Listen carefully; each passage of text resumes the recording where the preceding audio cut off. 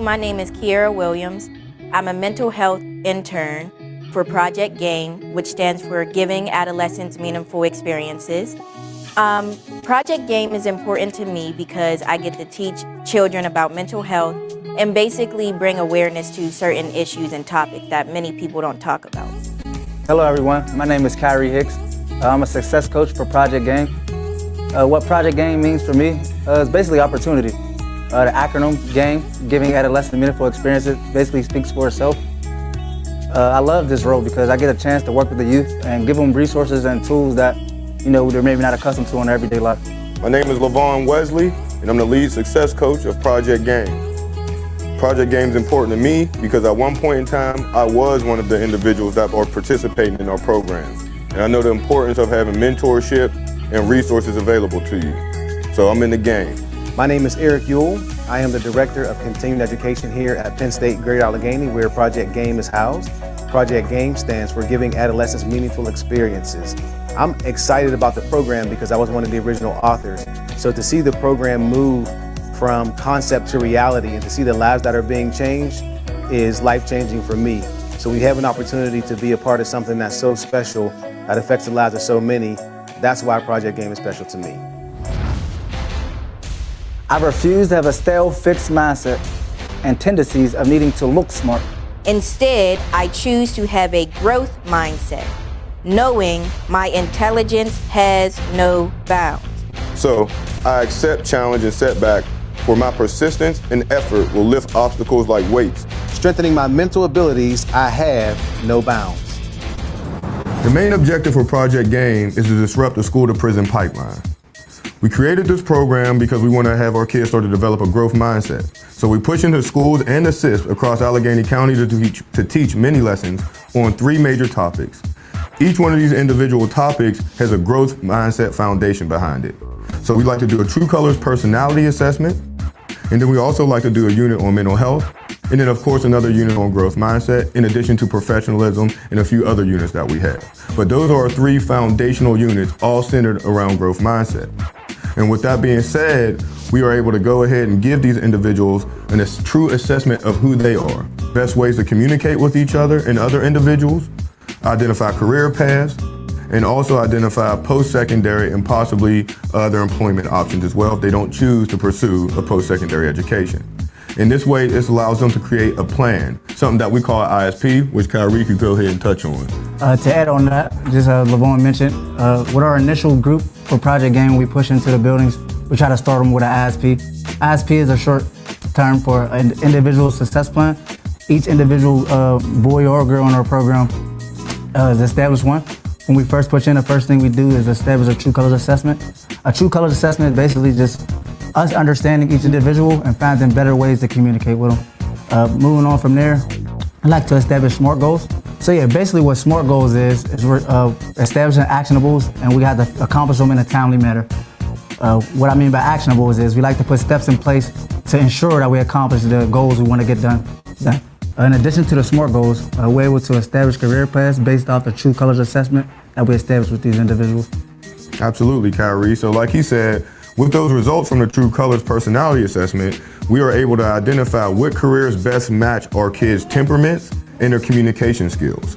So we're able to go ahead and create a success map, and that's the purpose of this individual success plan, is to give them something tangible that they can take with them and identify careers that they're interested in, the best ways to communicate with them and others, and also create goals that allow them to grow. And when Kyrie mentioned the actionables and in a timely manner, what we do is make sure we put a date on every goal. So that way we identify if we're moving as we should on target, or if we need to make some adjustments and pivot for these young men. In addition to that, like I said, we also do the mental health aspect, which is cognitive behavioral therapy. We were fortunate enough to have an intern, Kira, that helps us out with developing these lessons. She's actually getting her master's in biobehavioral studies. And with that being said, we were able to go ahead and create lessons that are surrounded around anxiety, PTSD, and the many other issues that our kids suffer with. And we're able to provide them with coping strategies and also resources to take home, such as phone numbers and hotlines to call if they need to get in contact with anyone, and also websites and also hardcore papers that they can take that has different coping strategies that can help them out if they're dealing with something such as anxiety, that can help them bring themselves down and calm themselves temporarily. And don't forget, we always try to incorporate growth mindset in every lesson we do. I always leave the boy with a quote like this: your current situation is not your final destination. Absolutely. And for more information on Project Game and Penn State Greater Allegheny, feel free to get in contact with us by visiting our website, which will show for you at the bottom of the screen, and as well as emailing myself or Kyrie, which information will be available to you as well. Thank you.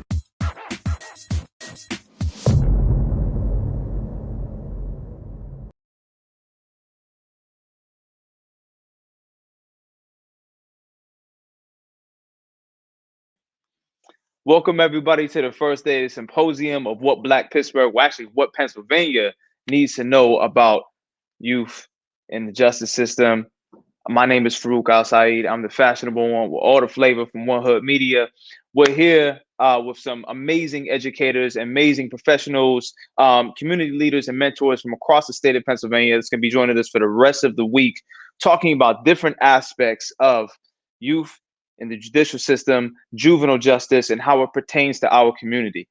Today, I'm joined by Dr. Tony Mitchell, Dr. Kira Henderson. We were supposed to have Superintendent Woods from now Aliquippa School District, but I believe we had some difficulty for him. So we're going to have Brother Eric Yule join us in. So if we could have everybody please jump onto the screen and introduce yourselves, we'll be able to get today moving. We got Dr. Mitchell. We got Dr. Henderson. All right. And I think it's just us two right now. Dr. Mitchell, if you could please give the audience a quick introduction of yourself, who you are, what you do, and how you're such a fantastic human being, that would be amazing. Well, first, thank you, brother, for calling me a fantastic human being. I want to thank you and the One Hood family for inviting me to be part of this program today, this very important conversation. Again, my name is Tony Mitchell. I'm a professor of African American Studies at Penn State. I have been with Penn State 36 years, nearly 40 years, if I add the time I spent at Penn State as a student.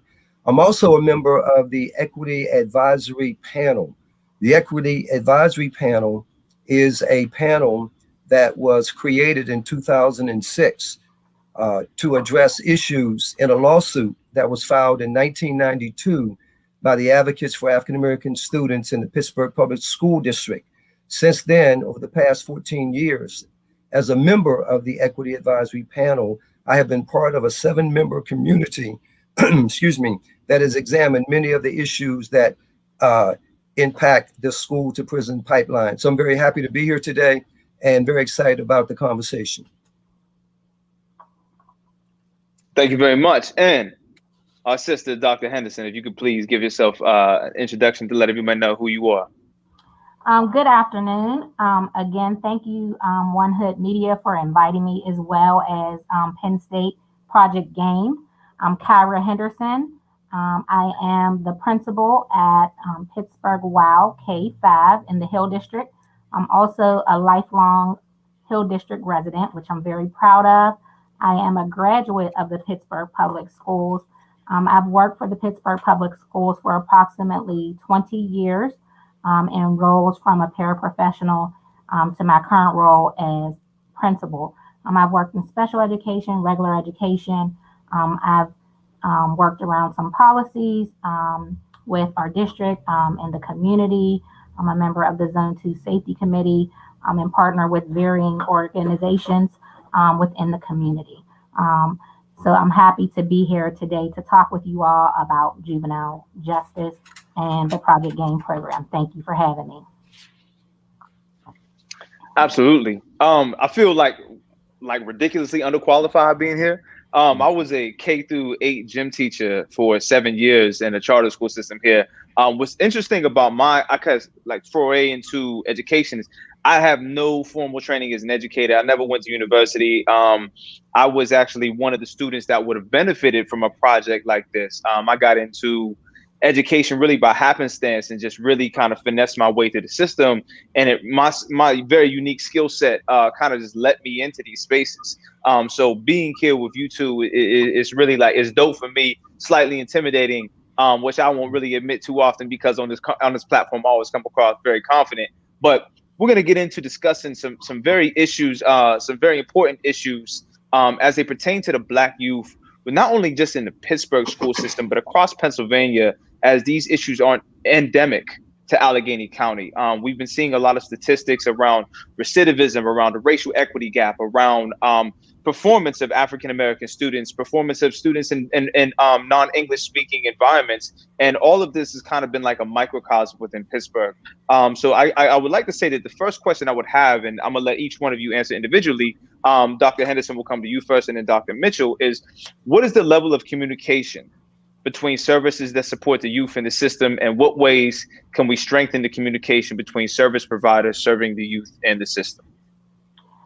So what I found being a principal is that there are services that may be duplicated, and the other bigger issue is that there are services that are not known about. When I say known about, it doesn't mean that they don't have a website or they don't have a physical organization, but some people are not aware of the resources that they have access to. And so the programs may not be used to their full capability because of the fact that people may not know that they exist or how they can help. One thing that we've done at Pittsburgh WOW for the students in the Hill District and Oakland feeder area was to combine a list of resources in the Hill District for our families so they know what exists.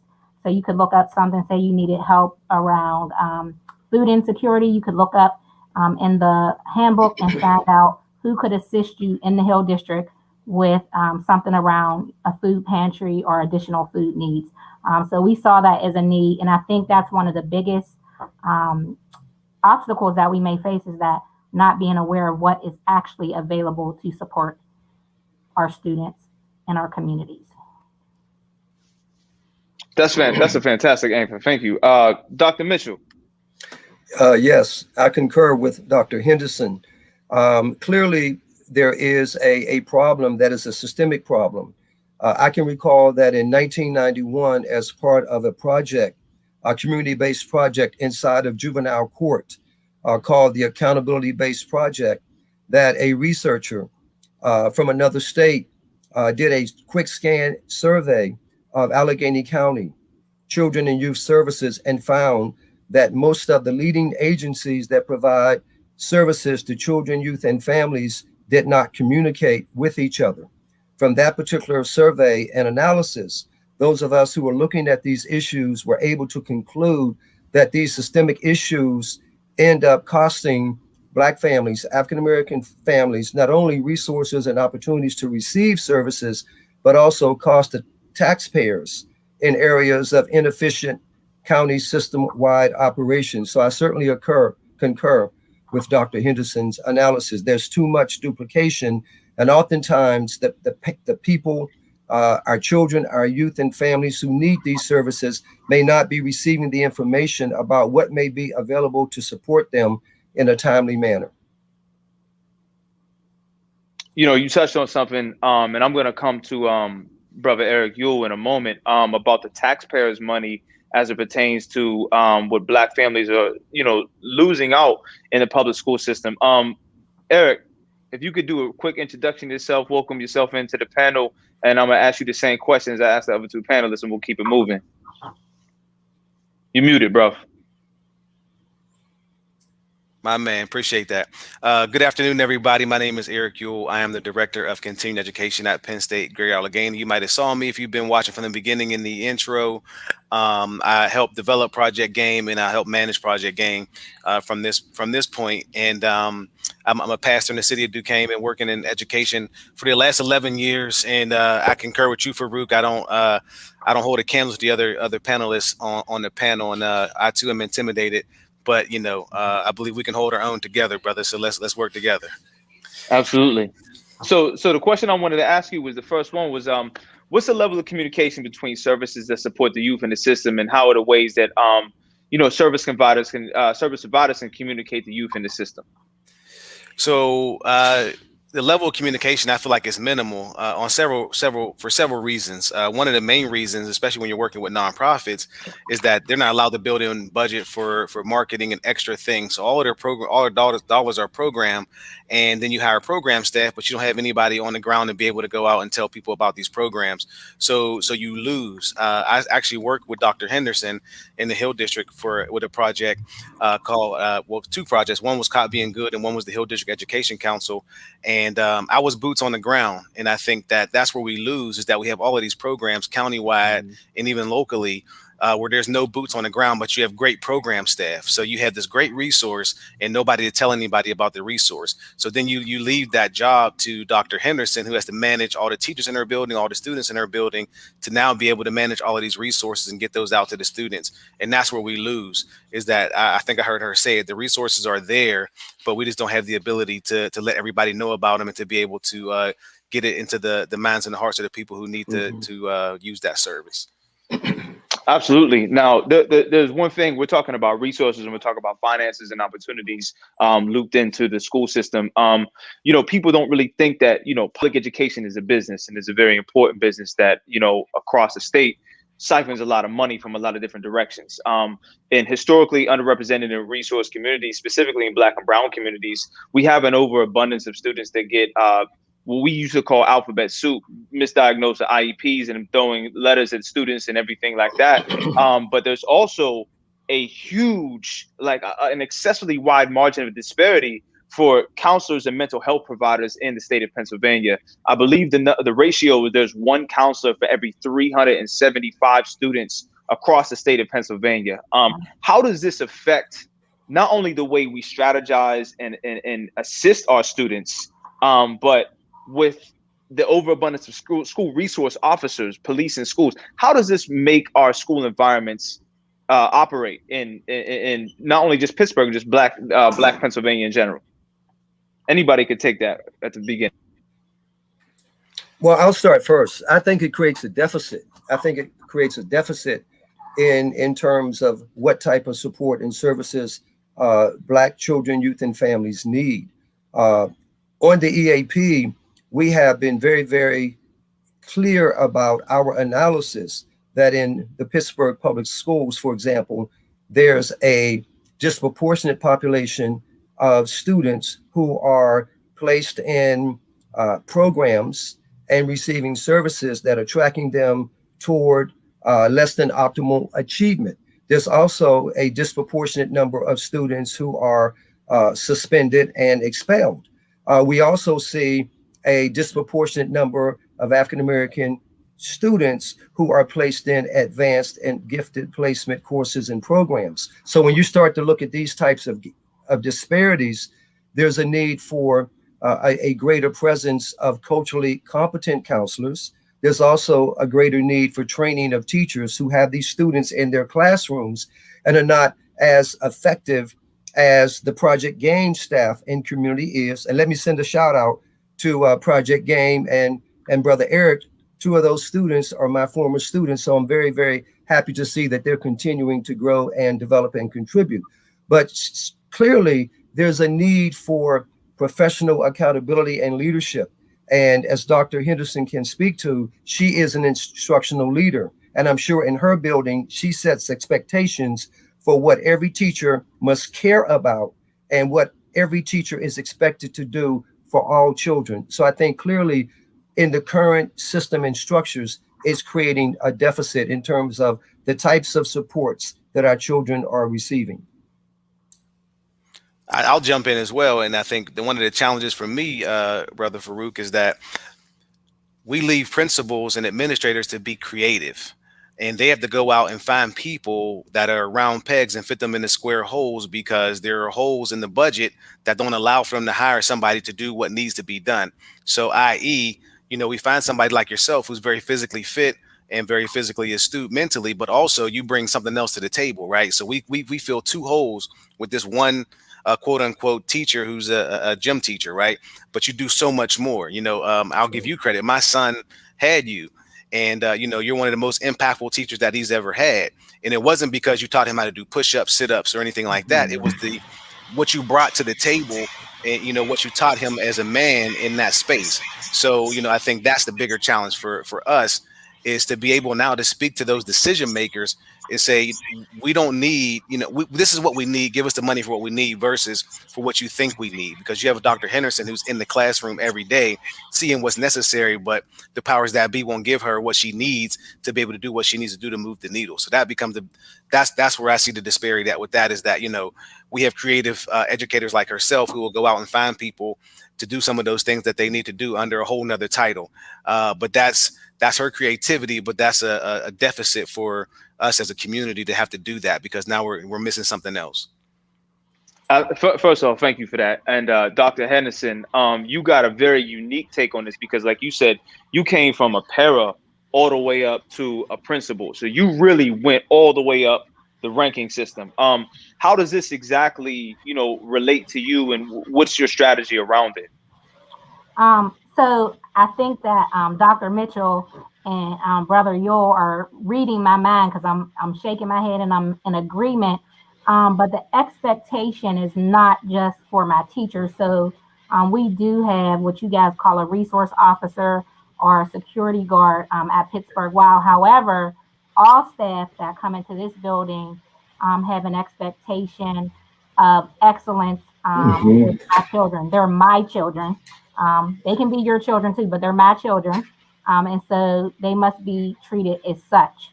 I am, the caretaker, the overseer of the children, their advocate, in loco parentis, as we say, in the absence of their parents. That is me. And so I think that tone is very clear at my school. It's not only clear with my staff, it's clear with my students. If my students feel that a staff member has wronged them in some way, they're coming and they're going to talk to me about what happened, and they know it'll be addressed. Additionally, I think when you're trying to look for staff, I'm looking for staff that have experience working with students from urban communities. My counselor is actually from the Hill District as well. And so she has not only relationships with the students, but many of the families, because she grew up here. And so she provides a different perspective. What you talked about is cultural competence to work with not only our families, but our students. We also have a student services assistant that, again, the blessings from above sent to us, and Carol Skinner Chapman, who had worked in the Hill District for many years and has been around for a long time. Again, the three of us together as kind of the main team for our supports for our students have these relationships that have been going on for many years. Many of my parents, maybe about 50% of the parents, I taught them in middle school at Malines. And so again, we've developed a relationship of trust, and they know that they can reach out for those resources and not feel threatened that someone is trying to, have somebody in their house or in their business, or, have you child line. But it's a Pittsburgh Wild seen as a place of support and uplift. And so thankfully, we've been able to put those key people in place and work with some of our community partners. One big missing piece is the male portion. I've been trying to work for that for 6 years to get some male mentors, because I know how critical that is. But again, that's one way that we've tried to attack some of the issues around counseling. And again, just with people that have an understanding of where our kids are coming from, because even though I grew up in the Hill District, sometimes my students share with me stories that I can't relate to.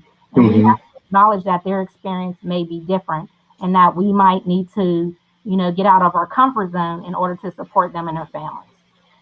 Absolutely. I always like, to speak on that. Like, I always like to say Blackness is universal, but our experiences aren't, specifically in the education system. I know there's a term that gets thrown around in education a lot about unicorns, and that specifically pertains to Black males in the education system. And that's how I met brother Levon Wesley was through the school system we both taught through. I know at the time when I was employed, when I first came in across 9 schools, I think I was one of 3 black male educators across 9 schools that service, I believe a good number of thousands of children. So that was interesting. Now, Dr. Henderson, I'm gonna come to you first with this question. You have a K-5 environment, which is drastically different than middle and secondary school education. What are the steps of making that a welcoming and safe space in the wake of what we see nationally with police brutality and imagery of police as it pertains to Black and brown children, that not being identified as safety for them? Some of our children come from areas that have community violence, but also police violence. How do we make sure that the education, the building, is a safe and welcoming space for these children? So one thing that we do in our school is that we created a partnership with our community relations officer from Zone 2 Police. So he actually comes in, they come in, they've done several events from trunk or treat to back to school events just to introduce themselves to the students and parents so that they know this particular officer's face and what he does in our community. It is really challenging with the level of media that students are exposed to and some of the questions they might have regarding, police brutality or some of the violence that goes on in the community. Even with the George Floyd case, what I found with elementary students, they don't listen to much news as much as they listen to their parents and their family members talking. And so they develop, their stance based on what they've heard other people say. I remember distinctly for Antoine Rose at my school. And again, these are, little people, 5 years old to about 10. And I really didn't want to tell them, my story of what happened. I wanted to hear what they knew. And they shared some of the things that they heard, basically, again, because they don't really watch the news. And then they came up with their own outcome, like what did they think, about what they heard about it. Because again, we want to teach, our job is not to necessarily tell students what to think, it's to teach them how to think. And so to develop, that ability to comprehend and draw conclusions, because everybody's thought process on it is different. So again, we're trying to help them through, number one, lifting your voice. If something is wrong, and this is anywhere, if something is wrong, you need to speak up so you can get help. And so that's in the school and in the community. There are ways to navigate this world. And so we try to prepare our students with those tools. Dr. Mitchell, I would like to switch it just a little bit, but kind of keep the focus the same. We've seen a lot of missed opportunities this year across academia to talk about what was happening in relation to Black people in police murder, and how the two of them had become so synonymous and intertwined. Specifically in 2020, we had these televised events. George Floyd, we had Ahmaud Arbery, we had Breonna Taylor, these things that raised the social consciousness around it, became a hot button topic, but yet still a lot of classrooms and people in academia found a way to tiptoe around that. Mm-hmm. You being in the position that you're in, a very unique position, actually not only profess at African American Studies, but also be, kind of a national voice on this. What did you think about that? Well, I think it's one of the problems that we have in higher education, that you have faculty who don't pay attention to these issues the way I would, or Dr. Henderson, or Brother Eric, or you, and the work of the community of One Hood. And yet at the campus that I'm at, Greater Allegheny, we started looking at these issues several years ago when a chancellor came in who wanted us to be an advocacy-based campus for social justice. And since then, we have started to really go deeper into what I would call challenging every single faculty, every single staff member, and every single member to understand as Dr. Henderson has pointed out, as you pointed out, that the Black experience is different and that conversations on Black Lives Matter are important for us to be having. And the truth of the matter is, there will always be some faculty who don't understand that Black Lives Matter. But it's important that we hold town hall meetings. It's important that we have leaders who challenge us, who hold us accountable for how we value every single student and how we value every single student of color, and to make faculty who are somewhat in their universes able to not have to address these issues is an accountability issue that we must look at. And it's also an accountability issue that university leaders must be held accountable for by the Board of Trustees, as well as the families of the students who send their children to colleges and universities. So you're right on. I wanted to mention something that in 2014, an article entitled "The Essence of Innocence: Consequences of Dehumanizing Black Children" found that in this nation, implicit and explicit bias is a very significant factor in how African American children are seen. Black boys and girls in this nation oftentimes are removed from being children, and as early as 7, 8, 9, 10, 11, 12, and so forth and so on, they are looked at differently by white America and certainly by law enforcement. And that's something we really have to take a deep dive in understanding what this does to them, knowing that oftentimes they are going to be treated differently and they're going to be treated more aggressively. Absolutely, and that's a fact that I want to bring up right now before I ask Brother Yule this question. I know by grade 3 with the PSSA tests that are taken across the state, if your child is not functionally literate or at least can pass the PSSAs by grade 3, they already predict that child is going to prison, and they start putting money into a jail cell for that child, which is wild to me. But that's something I found out while I got into education. Brother Yule, you're actually a parent in the school environment that you have. And as we talked about before, with the importance of having teachers that are not only, culturally responsive, but fluent in culturally responsive pedagogy and familiar culturally with the students that they teach, not just coming in because it's a nice loan forgiveness program in a school that, they know nothing about, but like our children have a very specific instance that not only exists within white supremacy and education, but then with community violence outside of the school walls. And that's where the educators, they don't have a relation with our students. They don't have a relation with our children because they cannot relate to community violence. Unfortunately, we both know students who have fallen victim to it, both know children about that. How do you, as a parent, as someone that's involved and someone that's in academia, relate to all of this, and what do you tell your son?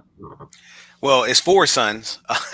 I have one who graduated high school, one who's still in high school. But the reality is, even in my own home, it's a microcosm of the community that we live in, right? So what we teach in my house is vastly different than what's taught 2 houses down from my house.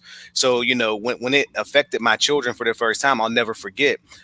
It was my nephew. So my nephew was murdered roughly about 2 years ago, and my 15-year-old son then, 16-year-old then, he was 14, and this was the first time that he knew people who were victims of murder in the past, but this was the first time that it was somebody he spent intimate time with, on a consistent basis.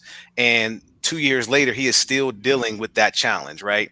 And now I fast forward that to your point, Farooq, dealing with young men who don't have the family structure that we have, right? And my son, having supposedly, or the nuclear family that looks like it's supposed to look, is still dealing with it. Now I take that when I go into my work, like you mentioned, and now I'm talking about the young man who doesn't have the family structure that we have at home.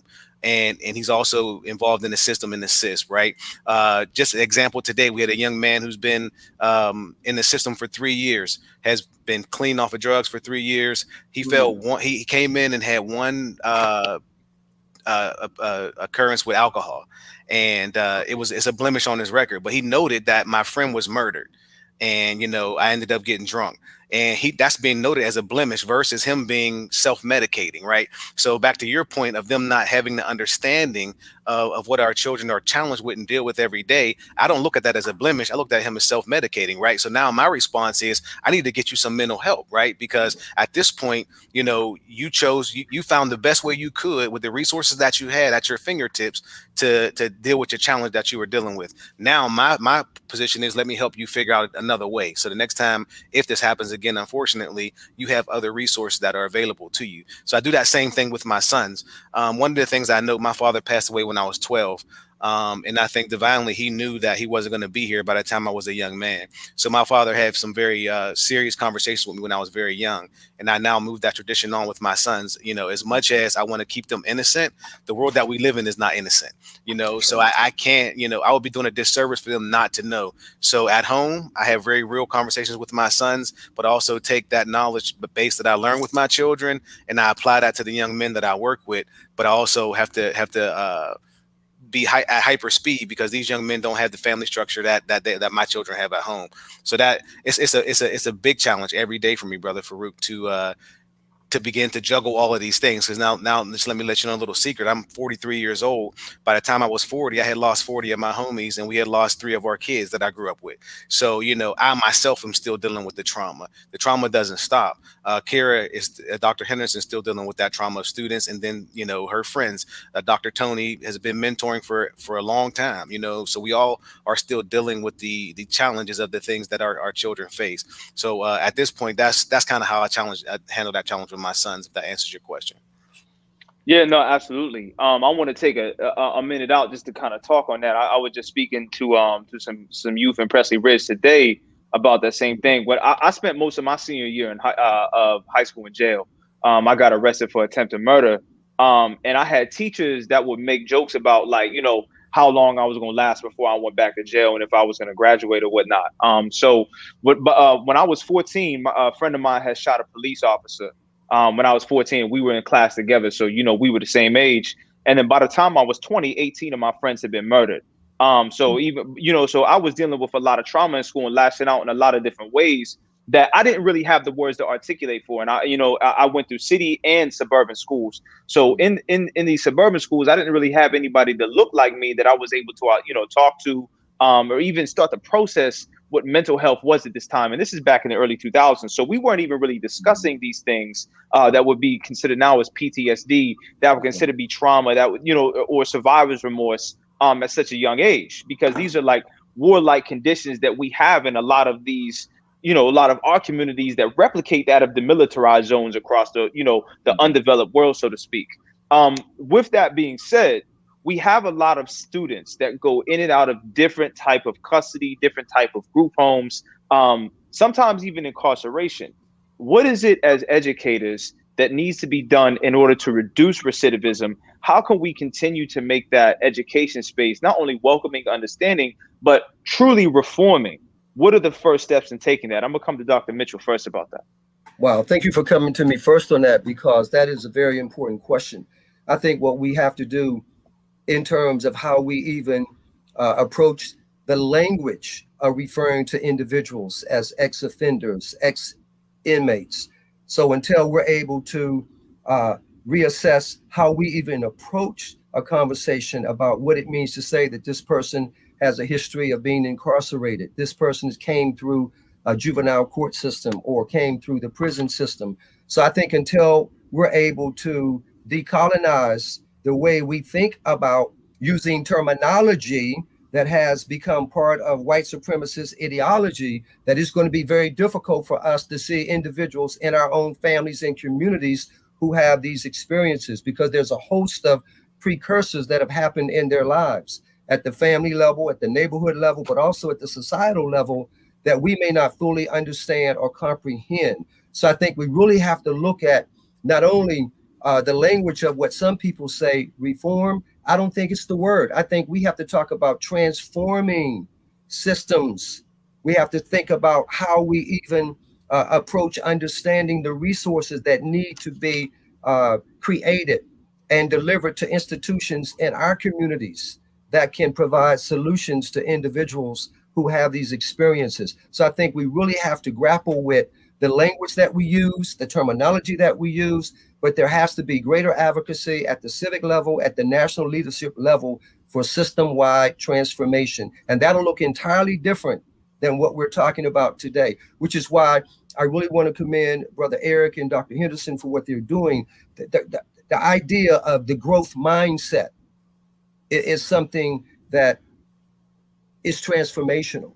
But how do we change that language into what takes place in preschool for our children, what takes place at the elementary and secondary levels? So until we're able to really get a grapple on how do we create a massive growth mindset, starting with ourselves and in our families and communities, I think it's going to be difficult to address that issue. I had to fight back smiling because it was like, yo, that was such a dope answer. That was like a super dope answer. Dr. Henderson, I'm going to come to you about this. What is it that, because again, K-5 is a very unique space.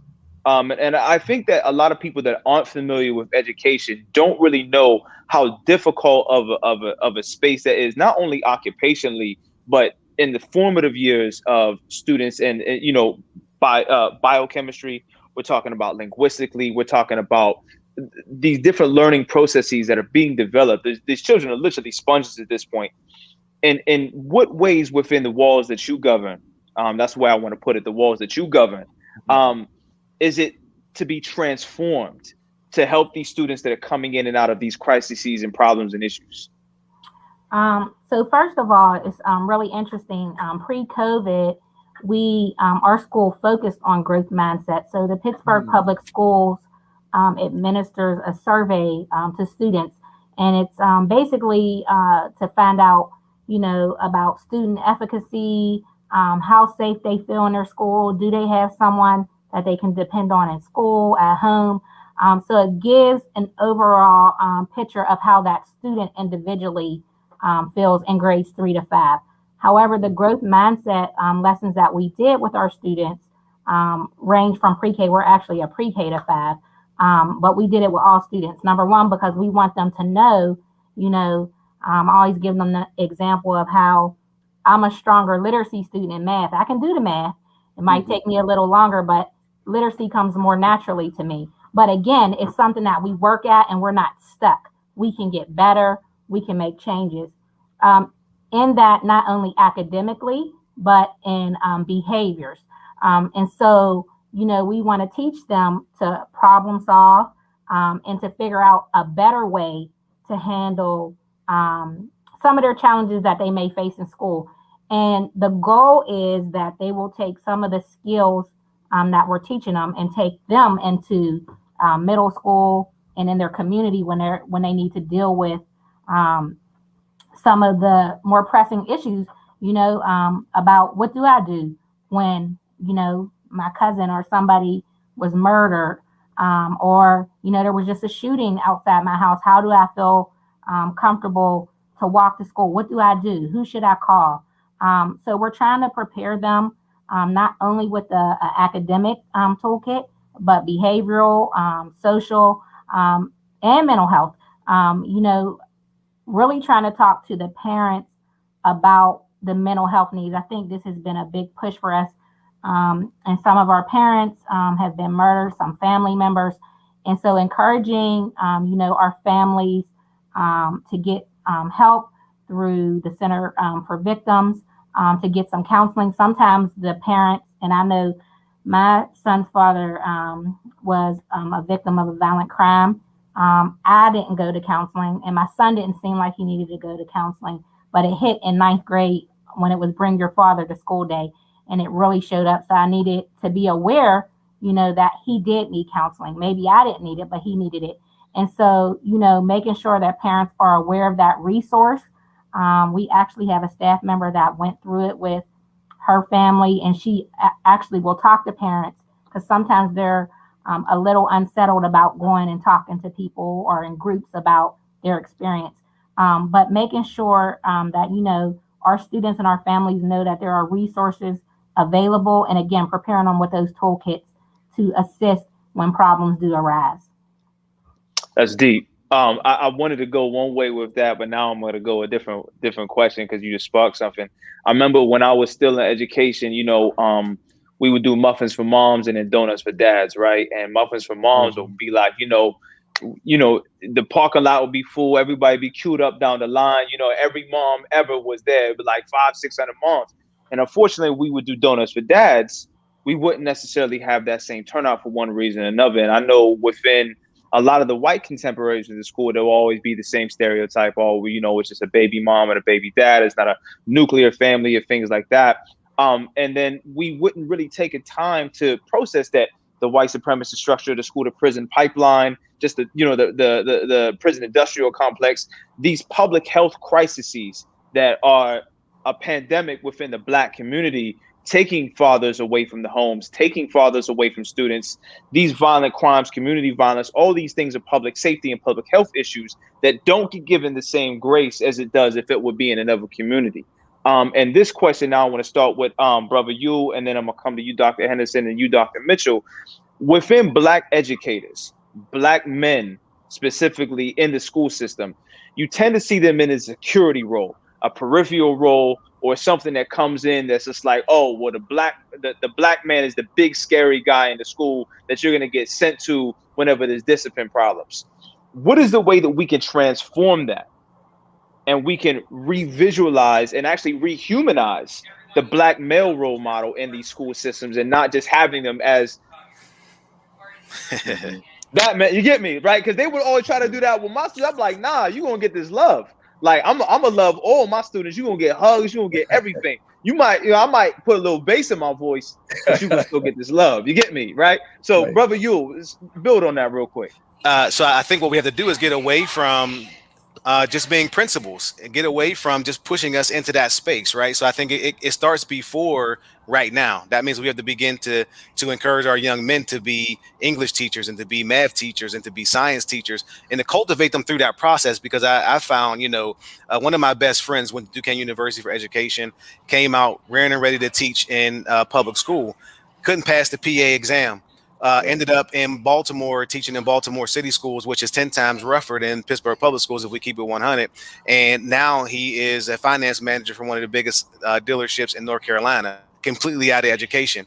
But he was a math teacher. So, we have to begin to cultivate that, but also from a leadership standpoint in our school buildings, not also be overly critical of our Black male educators, because I find that they are looked over with a fine-tooth comb when other people get grace.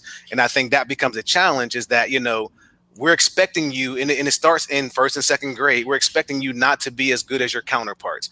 So anything that you do now is hyper sensitive, and now everything that you do is as illuminated, right? So unless you're the perfect teacher, then we're going to find a ding and you're going to be out of this building either by your own volition, or we're going to fire you at some point. So I think we need to be able to give Black men the same grace we give everybody else when they get into those roles. So we need to start early, and begin to encourage them to do other things than principal, security guard, the type of position that they typecast us for. Secondly, we need to be able to have building leaderships be sensitive to the fact that, again, everybody doesn't work the same. Everybody don't learn the same. We talk about differentiated instruction. We also have to lead in the same way, right? So I have to understand who Farooq is, have to understand who Dr. Henderson is, and lead them accordingly, right? So I can't make Farooq fit into Henderson's box. If I do that, he's not going to be successful. He's an amazing teacher. He just doesn't teach like Henderson. And I think that, again, goes back to systemically, who's been our teachers, white females, from the time that we were in kindergarten all the way through 12th grade. So who are we being typecast to be like? You can't fit a Black man into a white woman's body. It don't work. So at the end of the day, that becomes a challenge, right? So for me, it's just that we need to be able to teach them and then cultivate them, and then give them the flexibility they need to be successful in the roles when they take them. Absolutely. Dr. Henderson. So I actually had the opportunity, like I said, I've been working in the Hill District. I've worked in Homewood, the North Side, for a long time now. And so my first career after graduating high school, I worked at Sunshine Christian Learning Center. And so it just so happened, again, I want to say the blessings from above. One of my former daycare students that I had when he was 2 years old went into teaching. I had a teacher go out, and he had just graduated, so I was able to get him in my school in a substitute role initially. He had worked with the Freedom School program, and his gifts are just amazing. He takes photography, he writes songs, he video records. So he has all of these gifts. But his number one gift was that he could connect with the students, right? So he was closer. They always say this is a big problem in education, but he was closer in age to the students than anybody else in the building. So again, when I first started, I was 21, and my students, I think I was 7 years older than them. So again, we have that age gap is smaller, but as I get older and they get younger, that age gap grows. So they were able to see themselves in this young man and connect with him, and they look for him. And some of the things I think too, as time goes on, like I said, I only got a Facebook when my son Jordan went to Penn State because they told me they wouldn't contact me if I didn't have a Facebook. And so, he's able to connect with them with TikTok and all of these different forms of media that they have exposure to. He was able to be more engaging with some of our students and just talk to them in a different way where they were receptive, especially because in our school, we have 2 Black male staff, both of them they're paraprofessionals in the building. They've been around for a long time, very influential, and we elevate them and lift them up, that they are teachers too. We're here to work with the students, but again, that age gap. And so, like I said, this young man, we brought him in, and the connection was amazing. But one other thing I want to add is that, since he's younger, and again, he's one of my former babies when he was 2, but I would do it with any young person coming in, is to kind of provide some mentoring to him. So we're not looking to crucify him or, oh, look what you're doing as a new teacher. This isn't right. My job is to help teachers to be better, whoever those teachers may be. But again, one of our big pushes is to get him in a full-time role here. I just talked to him on the phone today about bringing him back, but we want to get him in a full-time role in Pittsburgh Public Schools as an African-American male teacher. So he's about to take the praxis for middle school so we can work on, making that happen. But again, when you talked about, programs and making change, the intent has to be real, that we want to transform, that we want to change. And I think when people are working with that intent, that's where the changes really happen. If if you're trying to have somebody be stagnant or, stay in a certain way of life, and you really don't want to elevate them or help them to be able to get to that next level, then the programs are pointless. You have to have the intent of transforming and uplifting. 100%. And I think that's a big thing is we see a lot of Black males in a peripheral role in the school system and not necessarily centered in the classroom. And even when they are in a peripheral role, sometimes the white contemporaries or the admin tends to minimize them in front of the students until it's time to have the security role or, that role in. So Dr. Mitchell, what's your take on that? Yeah, my take is I concur with the comments that have been shared. Also, I want to put a historical context into this question. Prior to Brown versus Board of Education, Topeka, Kansas, 1954, to be a teacher was a noble, honorable profession. It's no coincidence that mass incarceration and school to prison has occurred as a result of the exodus of nearly 40,000 Black teachers from public school systems in the United States after Brown versus Board of Education. If we don't look at it with this type of microscope, then I think we're missing an important part of the solution. It has to happen within our communities, our families, our institutions. We must restore the importance of being a teacher as something that is very vital to our children's healthy educational development and socialization. I know time is running short, but a good read on this is a book called The Last Black Teacher by Wanda Alderman. I think it's 2020, where she is documenting that within the next 5 years, we're going to see the last generation of those teachers who have been able to survive, those Black teachers who have been able to survive exit public schools in the United States. So if we think we got it bad now, who will become the next generation of Dr. Hendersons? Who will become the next generations of you, Brother Farooq? So again, this is a very, very serious issue. I teach pre-service teachers, and very seldom do I have one Black teacher in these courses. That's deep. Dr. Messer just mentioned the time, and I know we're running short, so I'm gonna ask this, last question.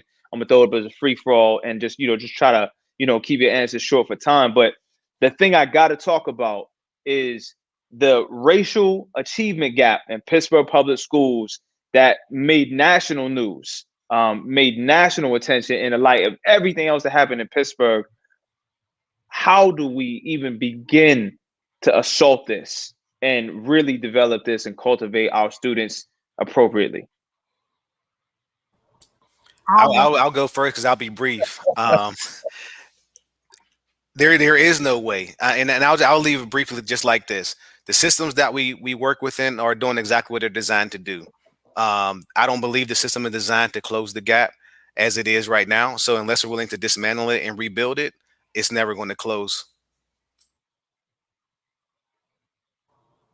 They say to do the same thing over and over and expect different results is insanity. So I agree with Brother Yule. There needs to be major change. I always say I don't know how much of the achievement gap, but there definitely is an experience gap. Right. And so students that I teach, Black and Brown students, we need to be able to provide them with different experiences and different ways of teaching them that support their learning styles and their cultures. Reconstitute the Freedom School model. Reconstitute the movement of the Council of Independent Black Institutions.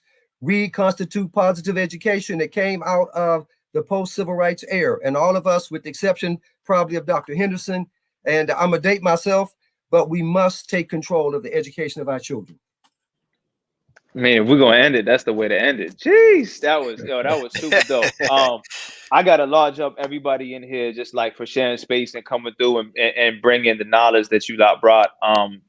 I wish, it's something I'm gonna be, very honest about. I wish I had educators around me that I even had it like as a student and as an educator that I could have called colleagues that were even an iota as dope as all three of you are, because like that was, a really missed opportunity, something for me to experience as a student and as an educator. So thank you for joining us. Thank you for your time. Thank you for everything that you share, all the wisdom that you imparted on us. This wraps up the first day of the symposium of what Pennsylvania needs to know about judicial justice and youth justice. Please join us for the rest of the week. As tomorrow we have one specifically around juvenile justice hosted by my wonder twin, Miracle Jones. On Wednesday, we have one on mentoring with the illustrious Jasiri X, who's going to be talking about and a whole bunch of things that I think is going to be, just tying this all together is really going to be a hot day. And then on Thursday, we have Yusef Salaam from the Exonerated Five, the Central Park Five, and myself, in addition with Brother Levon Wesley and Brother Eric Yule, talking about, what exactly we're doing and tying this whole event together. So thank you so much for joining in. If you missed it, we have an opportunity for you to go back and listen again. There's a lot of wisdom, a lot of jewels dropped. My name is Farooq Al-Saïd. I'm the fashionable one with the flavor from One Hood Media, and I'm out of here. Peace and blessings.